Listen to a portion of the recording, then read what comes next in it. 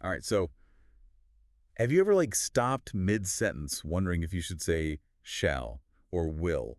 I feel like it's one of those things that can really trip you up in English. Oh, yeah, definitely. They seem interchangeable, but there are like these subtle differences. Right. And today we're going to dive deep into those differences.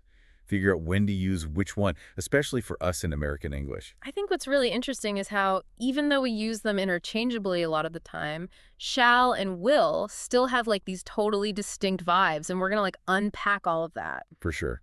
So we've got this awesome lesson that breaks down all the grammar stuff and how formal they are. And by the end, you'll feel so much more confident about using shall and will correctly. Like, no more second guessing yourself. That's the goal, to give you a super clear understanding of shall versus will. So let's just jump right in. And I think the biggest difference that you'll notice right away is how formal the words are. Like, in general, shall just feels way more formal than will. Totally agree. And the lesson even points out that while shall isn't grammatically wrong, it can sometimes sound a little too polite in American English, like maybe even a little old-fashioned. Right, like it's not usually the first word that comes to mind. Exactly. Yeah. Okay, so let's start with shall and how it works in regular statements, not questions. The basic pattern is the subject then shall, and then the rest of the sentence. And the key here is remembering that these are like declarations, not questions. Oh, that's a good point. Yeah. So the lesson gives some cool examples. One is, I shall call the police. And just hearing that, you can almost feel how serious it sounds. Oh, totally. It's like a decision has been made and it's being announced. Yeah, and the lesson says this shows a decision that you made right then and there. But you said it formally. It's way different from saying, I will call the police. Or even more casual, like, I'll call the police. For sure. With shall, it's this big announcement, not just casually telling someone. Exactly. Another example they have is, he shall attend the meeting. Again, super formal. Oh, for sure. It's like something you'd tell the person planning the meeting. Like politely, but still kind of formal. Totally. Way more proper than he'll be at the meeting. Definitely. And then there's that classic line from Lord of the Rings, Gandalf saying, you shall not pass. Oh, that's such a good one. Right? It's negative with shall not. And Gandalf always talks super formally anyway. And it's this huge, powerful moment. Totally. Like his refusal is amplified by how he says it. Yes. And, the lesson even mentions the contraction shan't, Oh, yeah. like the short form of shall not.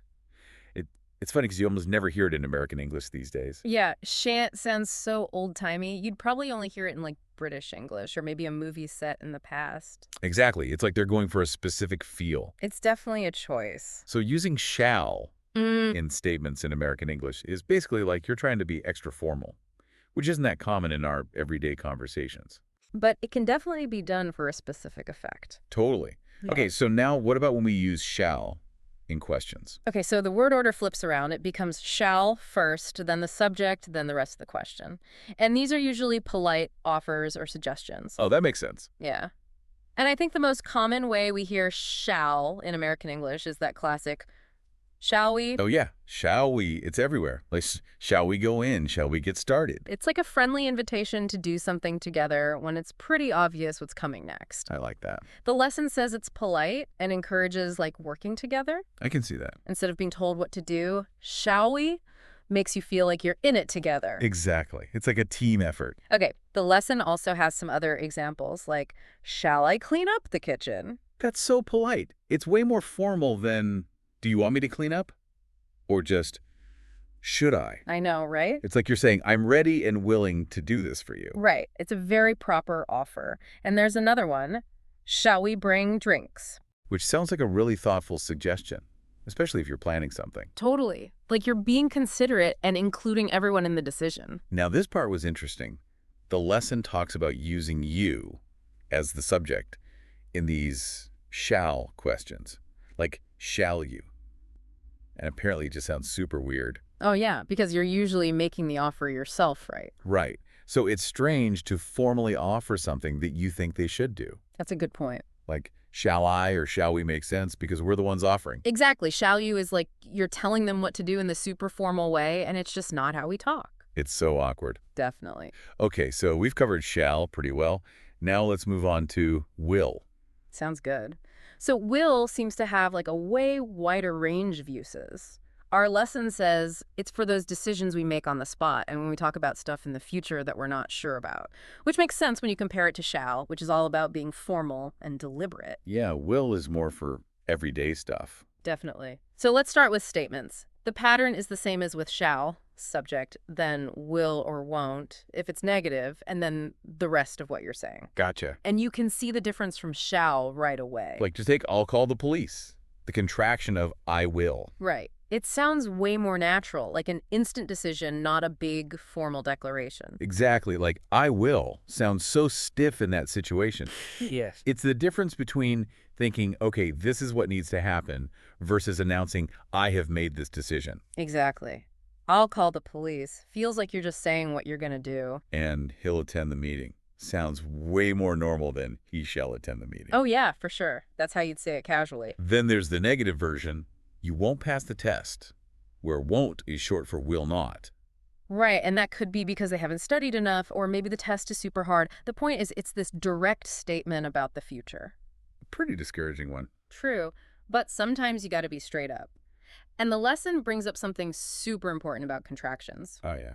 In spoken English, using contractions like I'll, he'll, and won't makes you sound way more natural and friendly. Like saying the full I will or he will in regular conversation can make you sound kind of uptight.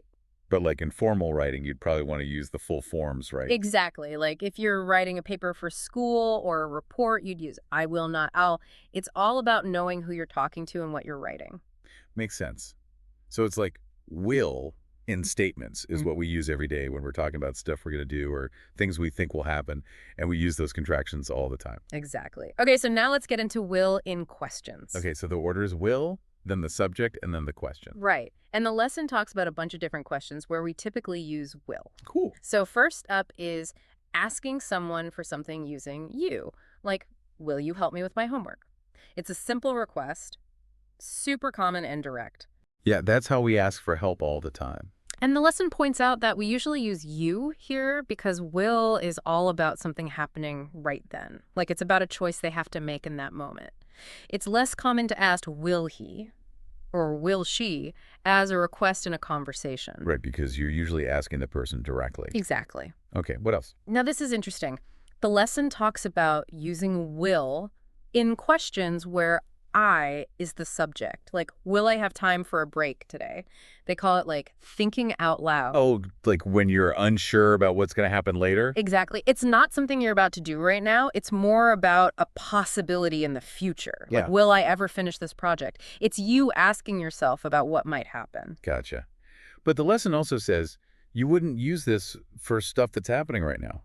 Like you wouldn't ask, will I finish this sentence as you're saying it? Exactly. It's got to be something you're actually unsure about. Okay, so will I? Questions are for stuff in the future that we're not sure about yet. Makes sense, right? Totally. Okay, and then we have questions about what will be happening in the future. Like, will he be at the meeting?